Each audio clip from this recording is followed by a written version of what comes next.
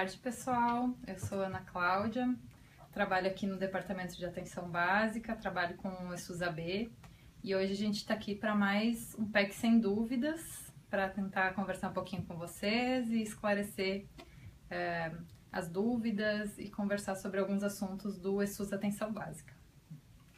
Boa tarde, pessoal. Meu nome é Rodrigo Gaete, sou da Coordenação Geral de Acompanhamento e Avaliação da equipe do ESUS-AB. E vamos aí tentar responder essas dúvidas que ficam pendentes e as que vocês colocarem agora para a gente. Só para esclarecer, como a gente está tentando fazer um ambiente mais interativo, eu e o Rodrigo, a gente está aqui com o celular na mão para poder já ir acompanhando as dúvidas que vão surgindo e também ir olhando as questões para poder responder para vocês, tá? Só a título de esclarecimento. Hoje a gente vai começar a falar um pouco sobre os assuntos que foram tratados na semana passada e a gente vai também... outra questão importante que a gente tem notado nessas 12, hoje é a 13ª live que está acontecendo, que às vezes as pessoas vão mandando perguntas antes de ouvir o assunto que a gente está conversando e as perguntas acabam ou se repetindo ou a gente já respondeu e a pessoa pergunta, só para a gente tentar ser um pouco mais objetivo e conseguir responder novas dúvidas do que está surgindo também. Se vocês puderem olhar, tem as lives antigas também na página da Comunidade de Práticas, aí vocês conseguem ir também relacionando e a gente vai melhorando o conhecimento de todo mundo sobre o ESUS Atenção Básica. A gente vai começar a falar sobre algumas dúvidas que surgiram, principalmente em relação ao registro dos técnicos e auxiliares de enfermagem na atenção básica e principalmente pelo prontuário eletrônico, né? Que foi algumas das dúvidas que surgiram. Quiser falar? Então, é importante esclarecer que a gente definiu e construiu um prontuário eletrônico que ele fosse potente não só para médico ou para os profissionais de nível superior, mas também para os profissionais de nível técnico. Inicialmente a gente fez uma construção que valorizava muito mais a inserção do dado pelo acolhimento, pela escuta inicial, mas depois a gente ajustou o sistema e contemplou também no SOAP, no prontuário eletrônico, o atendimento do técnico. Tá? Então, existem dois processos que são diferentes, né? Um é o processo de acolhimento e esse atendimento que ocorre por dentro da escuta inicial ou mesmo num desenho de pré-atendimento para os municípios que têm esse tipo de atendimento, e outro que não está nesse primeiro contato com o cidadão quando chega na unidade, mas que faz parte de uma sequência do atendimento coordenado por um enfermeiro, por uma solicitação que venha para o técnico. E aí, esse atendimento ele não ocorre dentro desse módulo de escuta inicial, ele ocorre dentro do atender, né, do SOAP mesmo, da folha de rosto.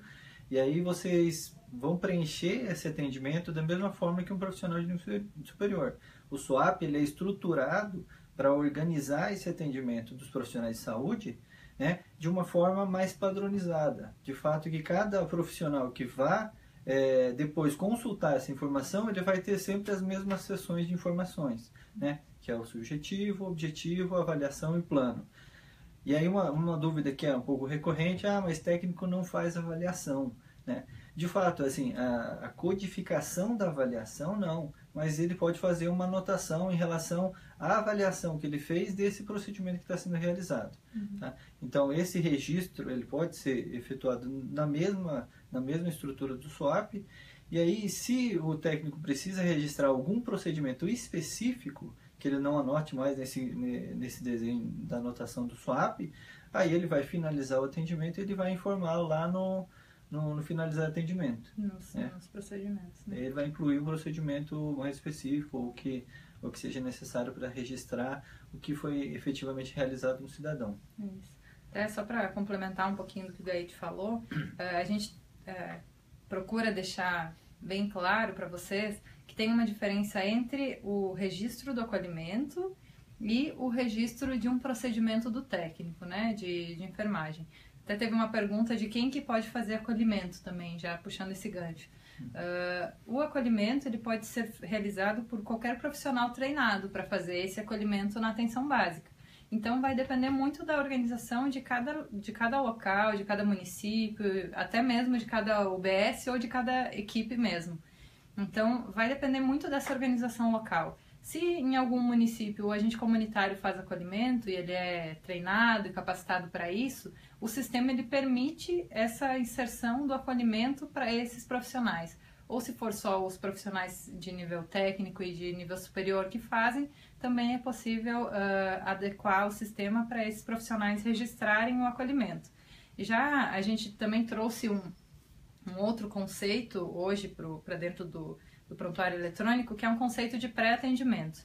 A gente teve algumas solicitações de municípios de como que muitos municípios, antes de passar pelo profissional de nível superior para o atendimento propriamente dito, a consulta com o profissional de nível superior, os pacientes, os cidadãos, eles faziam, o técnico de enfermagem fazia a avaliação da pressão arterial, fazia a avaliação do peso e da altura, e aí como registrar isso e continuar sendo um atendimento que não é um acolhimento, mas é um pré-atendimento, né? Então faz as medições daquele cidadão.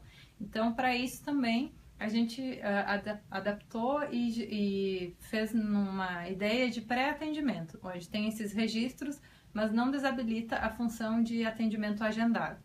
Então, se o cidadão passar pelo pré-atendimento, vai continuar sendo uma consulta agendada. Já o conceito de acolhimento é no sentido de ver quais são as demandas daquele cidadão, entender um pouco mais qual é a situação, para dar algum encaminhamento dentro da unidade de saúde ou mesmo para fora da unidade de saúde, quando for o caso. E aí sim é um conceito de acolhimento daquele cidadão, e aí não entraria no mesmo fluxo de atendimento agendado, e sim de demanda espontânea. Uhum. Tem uma questão que foi levantada aqui na live anterior em relação a justamente esse primeiro atendimento, essa recepção, né? Existe um conceito amplo, né, como a Ana Cláudia acabou de comentar, do processo de acolhimento, principalmente as demandas espontâneas, né? E aí existe essa coisa da capacitação de quem pode fazer esse acolhimento, e até essa é uma das questões que estão colocadas aqui, se é um profissional de nível técnico ou superior apenas que pode fazer esse tipo de ação, né? Não, pode ser qualquer profissional que tenha um treinamento adequado para fazer o acolhimento, tá? Uhum. E aí, o processo de acolhimento ele é maior ainda do que até os processos do registro, né? A escuta inicial, depois quem que vai fazer o próprio atendimento, o encaminhamento dessas demandas que foram percebidas nesse acolhimento e que foram eventualmente registradas no momento até da recepção do cidadão. Isso vai correr pelo fluxo no sistema e vai ocorrer os atendimentos aí de cada profissional conforme for a demanda do cidadão. Uhum. Tá? Mas o acolhimento ele é um processo também maior e dialoga, obviamente, com a equipe, com as pessoas que estão fazendo esse atendimento do cidadão no PEC, principalmente no PEC, né, que a gente está falando aqui. Isso. Teve uma outra questão também que foi feita na live anterior, que foi em relação ao registro do agente comunitário de saúde em visita domiciliar quando o cidadão não está presente, ou quando é outra pessoa que responde pelo cidadão por alguma incapacidade ou alguma questão que o cidadão não consiga responder aos questionamentos, enfim, não consiga conversar com o agente comunitário de saúde. A gente considera ausente para nível de registro quando o cidadão não está presente. Se ele estiver presente, não é porque ele não está interagindo de forma... está conversando de forma ativa, que ele não estava presente naquela visita ou que não teve uma interação ou que não foi feita a visita para aquele cidadão. Então, se o cidadão estiver presente, se a visita for para ele, a gente registra como visita realizada. Ausente é quando eu vou numa intencionalidade para algum domicílio, para fazer uma visita domiciliar e não tem ninguém em casa ou não está presente a pessoa que eu fui fazer a visita, aí eu registro como uma visita ausente, tá? Só para tentar deixar mais claro essa diferença do que a gente trata nesse conceito de ausente ou de visita realizada, tá? E também eu acho que vale a pena reforçar, por mais que a gente já tenha falado em outras lives, a diferença da visita quando ela é uma visita para a família, para o núcleo familiar, ou quando ela é uma visita para alguma situação específica, né? Então, quando a gente registra o número do responsável familiar, a gente considera isso uma visita periódica, né? Uma visita de rotina para aquela família. E quando é alguma pessoa que tem alguma situação especial, a gente registra o CNS daquela pessoa, por exemplo. Se tem uma gestante naquela casa e eu quero fazer uma visita para a gestante, eu tenho que registrar o número do CNS da gestante. E aí o motivo da visita vai ser gestante, né? Então tem que tentar diferenciar essa questão, porque a visita, quando ela é para um domicílio que não tem nenhuma situação especial, não tem nenhuma situação de saúde que precisa ter um acompanhamento regular, mas é uma visita periódica, aí eu registro o número do responsável familiar. Resgatando aqui uma outra questão, até voltando um pouco ao ponto do acolhimento, uma questão feita pelo Rodrigues Roger, né? É necessário realizar o acolhimento quando o paciente veio para um agendamento, né? E aí aquilo que a gente comentou, assim, a gente criou uma estrutura similar à escuta inicial, que a gente chama de pré-atendimento, né? Mas isso é uma demanda que veio dos municípios. Não é que precisa fazer um pré-atendimento a partir do agendamento. Né? Esse é um fluxo demandado por algumas unidades que usam já esse fluxo. A gente fez o contrário, a gente criou esse fluxo justamente por uma demanda de uma organização específica das unidades em relação a esse pré-atendimento. Mas não é uma demanda, não precisa fazer. Né? Isso daí ele pode ir e ser atendido direto no agendamento que ele já está marcado. Bem, eu acho que da semana passada, não sei se tinha mais alguma questão que seria importante a gente tentar responder. Tem uma aqui que a gente acha que a gente já respondeu, se o ACS pode fazer acolhimento, né? Isso daí já foi respondida nas outras lives, mas sim, tudo depende dessa capacitação da equipe como um todo para esse processo maior de acolhimento, né?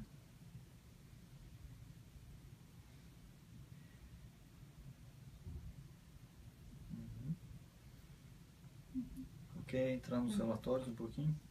Pode ser. Tem uma dúvida aqui, vamos mudar um pouquinho o tema também. E aí uma dúvida um pouco frequente em relação a como que a gente consome os dados do SUS, né? Isso é muito importante para dar mais valor de uso ao uso desses sistemas de informação, né? Tanto no uso do prontuário como no próprio uso do CDS, estar atento que a gente já tem vários relatórios estruturados dentro do sistema, né? Na própria versão atual, tanto para nível mais gerencial, mais agregado, né? Olhando para quantitativo de atendimento, quantitativo de visitas, quantitativo de procedimentos, tanto a própria estrutura dos procedimentos, quanto para alguns relatórios que a gente chama de relatórios operacionais. Eles têm um foco mais na equipe. Tá? Então, a equipe vai entrar e vai olhar para esses relatórios, por exemplo, o relatório operacional de gestantes. Né? O que tem ali? É basicamente uma lista, né, das gestantes que estão sendo acompanhadas pela equipe. Né? Então, a gente tem hoje a gente usa um conjunto de regras para determinar ou para tentar determinar essa lista de gestantes que tem origem no cadastro individual, né? Principalmente pela questão dos dados autorreferidos, se ela está gestante ou não, lá informado no cadastro, a partir do próprio atendimento de uma cidadã, marcando lá como pré-natal, como puerpério, a gente inclui o puerpério nesse relatório, né? Também com outros mecanismos, CIDs, né, o CID de supervisão de pré-natal, o próprio CIAP, né, que é o W78 para gravidez. Então, a gente não usa um parâmetro fixo para determinar essa lista. A gente usa um conjunto de regras dentro do sistema que é para tentar trazer uma lista o mais completa possível para não esquecer uma gestante dentro do território. Isso. Quando a gente olha para o mundo das fichas, a gente tem esses campos para registrar na ficha, né? Porque aqui até a pergunta está um pouco voltada para a ficha de atendimento individual. Na ficha de atendimento individual, a gente tem o campo de pré-natal e tem o campo de puerpério. Né? Nesse caso, quando tiver algum registro nesse sentido, Aí essas são as gestantes ou as puérperas que estão em acompanhamento caso tenha algum registro na ficha, né? Claro que quando a gente pensa no prontuário eletrônico, esse acompanhamento ele fica mais facilitado porque a gente consegue ver o registro, a série histórica dos registros, consegue ver o prontuário daquela mulher, enfim, consegue fazer um acompanhamento mais qualificado por meio dessa ferramenta que realmente visa qualificar a gestão da clínica e auxiliar no processo de trabalho das equipes. Acho que a gente pode ir agora para as perguntas que estão chegando na live. Deixa eu só resgatar uma outra questão que também tem foco nos relatórios. A gente comentou um pouquinho do relatório de gestante puerpério, né? Tem também um outro relatório que tem mais ou menos a mesma característica, que é um relatório operacional, para a gente tentar listar os cidadãos do território que tem ou que tem algum indício de risco cardiovascular, né? Então até a pergunta é, eventualmente aparecem alguns cidadãos que não têm risco cardiovascular, mas que estão compondo essa lista. Por que eles estão compondo essa lista? Da mesma forma como a gente faz essa composição da lista das gestantes puérperas, do mesmo jeito, a gente faz uma leitura no sistema inteiro a partir de vários pontos de informação e tenta compor essa lista para ela ser mais exaustiva do que nada. Então, neste momento, a gente não teve a preocupação de que essa lista ela seja específica para mapear casos de risco cardiovascular, por exemplo. Então, o que a gente faz? A gente pega elementos, ele teve um atendimento de hipertensão, teve um atendimento de diabetes, teve um atendimento de obesidade, o IMC está alto. Então, são vários elementos que a gente vai tentando capturar dentro do sistema para produzir essa lista e tentar dar uma lista mais exaustiva. Esses cidadãos têm potencial risco de cardiovascular, mas não necessariamente que eles tenham um risco cardiovascular associado. Acho que essa avaliação é óbvio que é feita pelos profissionais de saúde. E aí, acho que correndo dessa linha para um futuro, né, a gente pode pensar em evoluir o sistema para trazer listas mais enxutas. Mas aí vai necessariamente demandar um controle mais eficaz também dos profissionais de saúde para fazer essa lista funcionar, assim, compor essa lista. Mas hoje o que a gente faz é essa lista mais exaustiva a partir da leitura dos vários pontos do sistema. Certo. Acho que podemos passar para as perguntas de hoje. Beleza. Tem uma pergunta em relação à questão dessa instabilidade que a gente teve há um tempo atrás e teve de novo agora nessa semana do CardioWeb, que eu acho que vale a pena a gente falar um pouquinho. Na verdade, teve uma instabilidade aqui na base nacional, hoje está aqui perto do DataSUS, foi na base nacional que teve essa instabilidade do cartão. Tava puxando uma pessoa errada no momento de consumir a informação, né? Então, a gente já informou o pessoal que cuida do cartão e, a princípio, eles já tomaram providências para corrigir esse problema que tinha até acontecido outra vez. Mas, nesse caso específico, a gente consulta a base do Cartão Nacional de Saúde, né? Isso não está ligado diretamente ao desenvolvimento no ESUS-AB. Só para vocês conseguirem entender, né? Assim como a gente consome o CENES, que é um outro sistema que está dentro do Ministério da Saúde também, mas é o sistema que gerencia estabelecimento e profissionais, a gente consome também as informações relacionadas aos cidadãos, ao Cartão Nacional de Saúde, a gente consome de outro sistema, que é o CardioWeb, tá? Então, só para tentar separar isso. Se você quer complementar alguma coisa aqui. Isso foi uma questão que trouxe alguma confusão, porque, de fato, isso foi gerado basicamente porque todo mundo está usando, né? Isso é uma coisa boa, né? É bom. Então, a gente tem um impacto positivo que leva a gente a entender que a estrutura está funcionando e que todo mundo está usando, mas isso gerou uma sobrecarga no sistema e gerou um pouco essas falhas. Então, a gente acabou a gente, principalmente no desenvolvimento do DataSUS, de como isso tem sido acompanhado, isso é uma tecnologia muito potente, só que também ela está em consolidação, e aí a gente teve já um primeiro ajuste, isso voltou aos trilhos, né? Em geral, os municípios não têm mais comentado desse tipo de falha, e voltou e a gente tentou contornar de novo, né? É importante entender que isso se dá nesse processo justamente de a gente tentar integrar os sistemas, né? Então a gente não pode simplesmente trazer tudo a cargo do eSUS Atenção Básica. A gente tem que fazer os sistemas conversarem mais. Esse daí é um potencial importante de comunicação com o barramento do CADSUS para a gente tentar puxar os cidadãos e tentar consumir cada vez mais esse dado centralizado, esse dado que não está apenas no município, mas que está em todo o Brasil, né? Isso é uma coisa muito boa. Uhum. Em relação a outras perguntas aqui sobre o registro das práticas integrativas, né? A gente tem hoje na ficha de atendimento individual um campo que são as... fugiu. Tem um campo específico para registrar as práticas integrativas e complementares, que são as racionalidades em saúde. Desculpa, fugiu a palavra racionalidades. E que lá você pode fazer, vocês, né, os profissionais podem fazer os registros dos atendimentos quando eles forem relacionados a alguma prática de medicina tradicional chinesa, enfim, algum tipo específico. E já quando for algum procedimento, como por exemplo acupuntura, existe código SIGTAP para isso.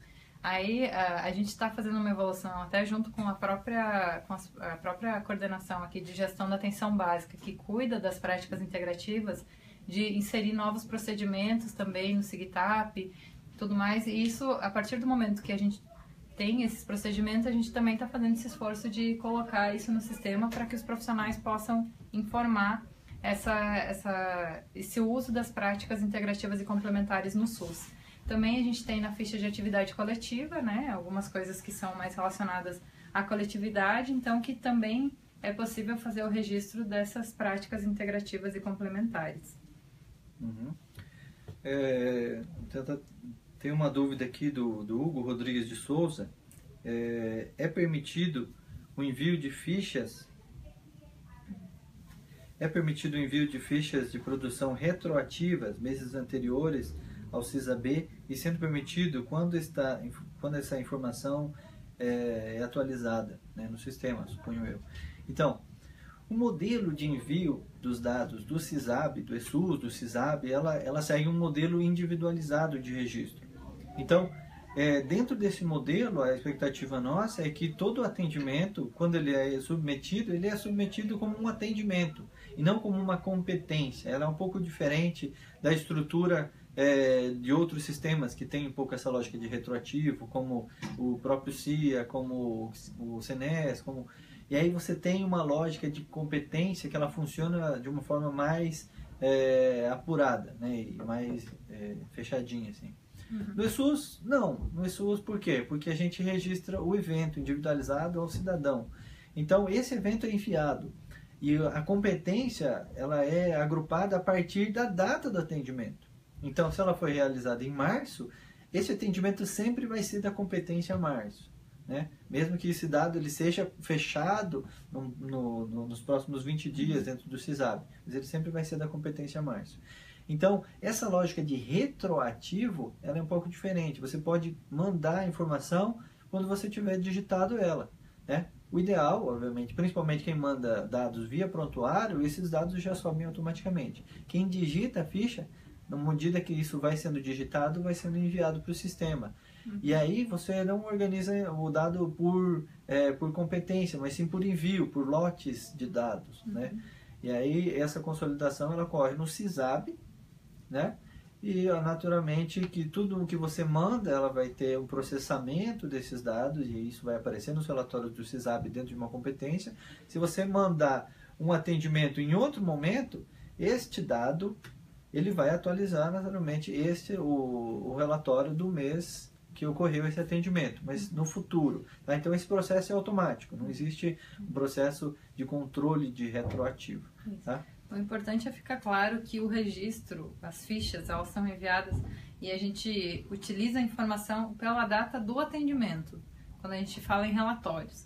Já quando a gente pensa em pagamento, aí a gente utiliza a competência, né, que foi... Só que o atendimento tem que ser realizado dentro daquela competência também, né? Eu não posso, só para citar um exemplo do que a gente já viu que aconteceu, por exemplo, eu estou registrando agora, estamos no mês de julho, estou registrando informações de dezembro, ok, isso é importante, porque é importante isso estar na base nacional, mas essa informação não vai servir para o pagamento relacionado a junho, por exemplo, que a competência vai fechar agora, dia 20 de julho, né? Então, é importante ter essa diferenciação do que serve para informação e saúde, de como que a gente olha para isso, e das questões para pagamento, né? Ou para não suspensão de recurso, né? Que a gente não fala em pagamento por procedimento, como acontece em outros níveis de atenção, né? A gente trabalha com um piso, mas a gente tem o piso variável que leva em consideração o envio de informação para a base nacional. Acho que é importante só destacar um limitador desse processo, que é o tempo em que o SISAB ele fica aberto para receber novos registros. Então, esse tempo é no máximo de 12 meses a partir da data do atendimento. Então, ocorreu o evento, eu tenho até 12 meses para isso entrar dentro do SISAB. Né? Depois desse período, aí você fecha esse período. Agora, né? E aí você não atualiza mais esses dados do SISAB dentro daquela competência anterior. Tá? O sistema CDS aceita digitar sem cartão SUS? Essa produção vai para o SISAB? Vai. Sim. Vai para o SISAB.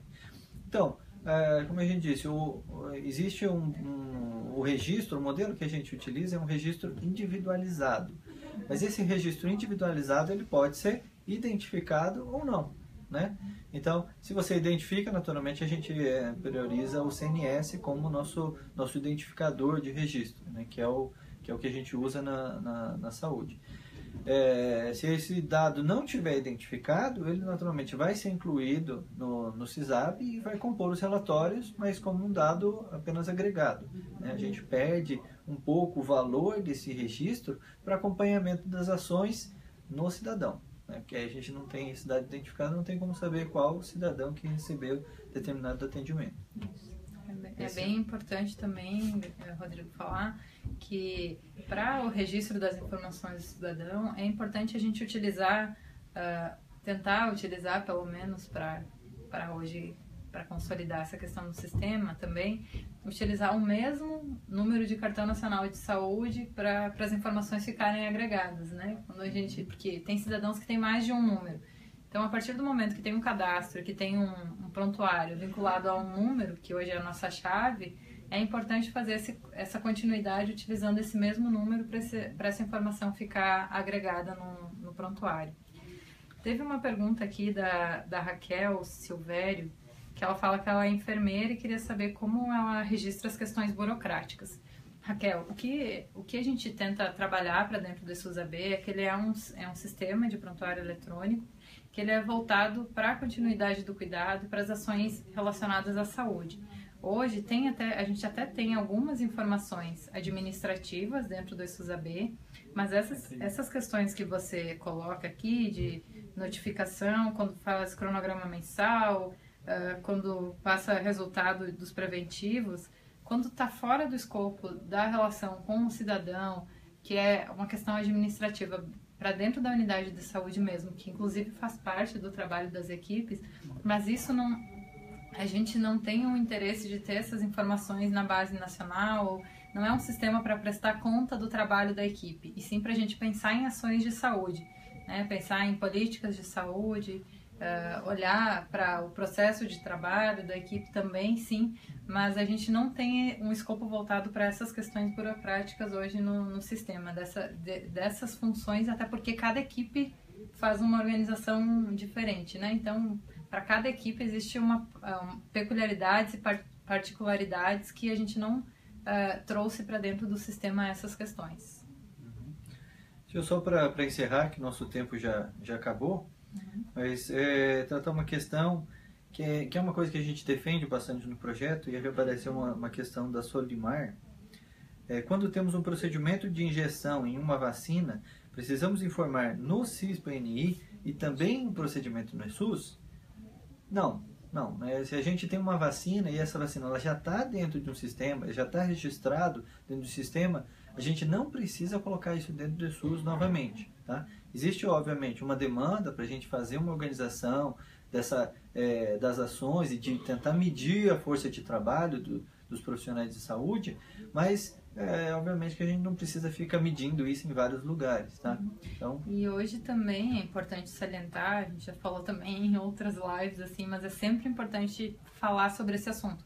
Hoje a gente não tem registro de vacinação dentro do SUS-AB, porque tem alguns profissionais, alguns municípios que entenderam que a parte de aplicação de injeção ou outras coisas era para o registro de vacina.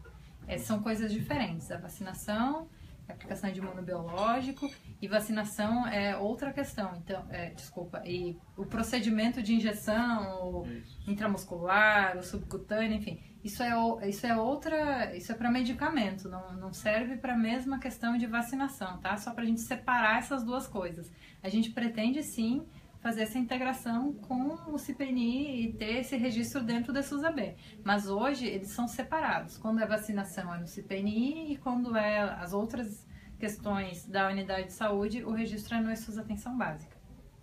Isso.